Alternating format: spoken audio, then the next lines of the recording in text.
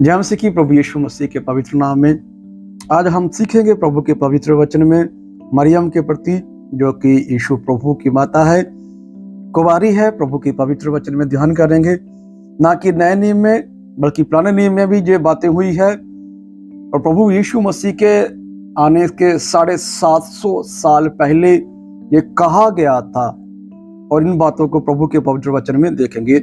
आइए हम पढ़ें यशायाह नबी किताब 7 अध्याय 14 वचन हम पढ़ेंगे। आइए हम पढ़े।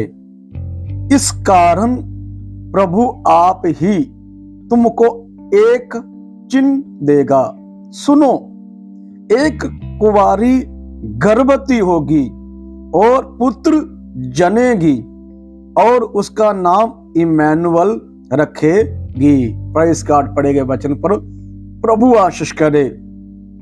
यहां पर प्रभु का पवित्र वचन कहता है कि सुनो, परमेश्वर एक चिन्ह देगा, कुंवारी गर्भवती होगी और पुत्र को जनेगी और उसका नाम इम्मानुएल रखा जाएगा, जिस नाम का मतलब है कि रब खुदा ईश्वर हमारे साथ है। जे यीशु मसीह के पैदा होने से लगभग 750 साल पहले यशायाह भविष्यवक्ता ने भविष्यवाणी की थी। मतलब यीशु मसीह जब दुनिया में आए तो उस समय 750 साल हो चुके थे ये भविष्यवाणी को। यहां पर प्रभु का पवित्र वचन कहता है, खुदा कलाम हम पढ़ चुके हैं कि एक कुंवारी गर्भवती होगी और पुत्र को जनेगी। हम इस कलाम को 7.5 सालों के बाद में हम मत्ती किताब में पूरा होता देखते हैं। मत्ती किताब 1 अध्याय उसका 22 और 23 वचन हम देखेंगे। देखा, ये सब इसलिए हुआ कि जो वचन प्रभु ने यशायाह के द्वारा कहा था वह पूरा हो। देखो, एक कुंवारी गर्भवती होगी और एक पुत्र जनेगी और उसका नाम इम्मानुएल रखा जाएगा। आगे सुने, जिसका अर्थ है परमेश्वर हमारे साथ है। Praise Lord. जिसका मतलब है, जिसका अर्थ है खुदावंद हमारे साथ है।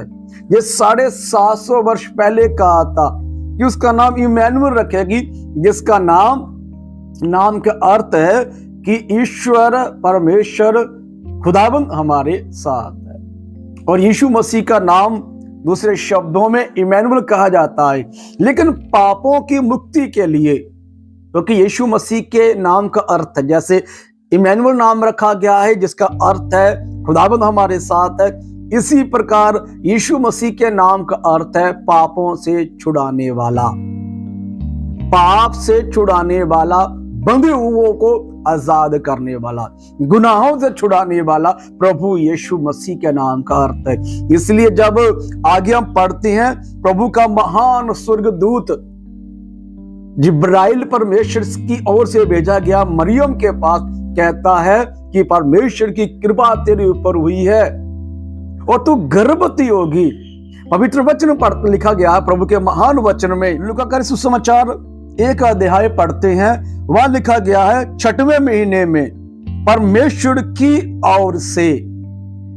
और आगे जिब्राइल स्वर्गदूत नासरत के नगर में एक कुंवारी के पास भेजा गया और उसे कहता है कि तू गर्भवती होगी।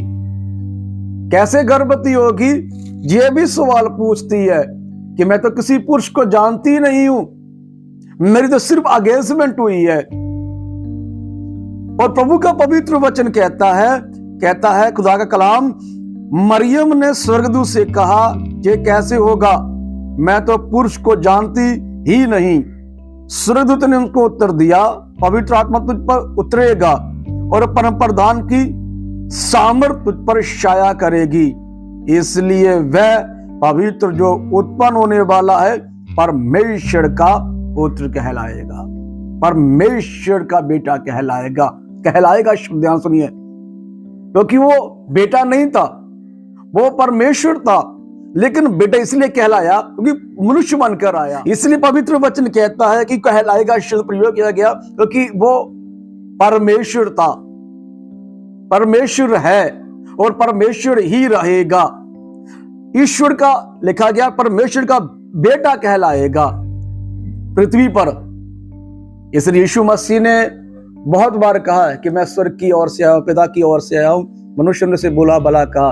और बहुत से लोग ये विचार भी करते हैं कि ईश्वर का बेटा कभी नहीं हो सकता, ईश्वर कभी ऐसा ऐसा सब बहुत से लोग। लेकिन करेक्ट है कि ईश्वर के पास सामर्थ्य है, ताकत है, वो सब कुछ कर सकता है, एवरीथिंग। उससे कुछ भी संभव नहीं है, उससे कुछ भी नामुमकिन नहीं है। तो ये भी नामुमकिन नहीं है कि वो गर्भ में आ जाए, वो कुंवारी के घर में आ जाए, उस कुंवारी के घर में आ जाए जो एक भक्तनी औरत थी। प्रभु का पवित्र वचन कहता है कि वो कहती है कि मैं तो पुरुष को जानती ही नहीं हूं।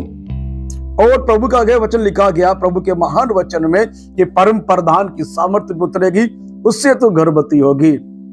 प्रभु मुझे और आप पर दया कर इन बातों को समझने के लिए। ये करेक्ट है कि मरियम में कुंवारी थी और परमेश्वर की सामर्थ्य ने उसे गर्भवती किया, परमेश्वर की ताकत से गर्भवती हुआ। परमेश्वर पिता रहम करे। आने वाले दिनों में इसकी कंडीशन को सुनेंगे कि मरियम ने की क्या कंडीशन थी जब गर्भवती हुई है। God bless you. जय मसीह की वचनों के द्वारा।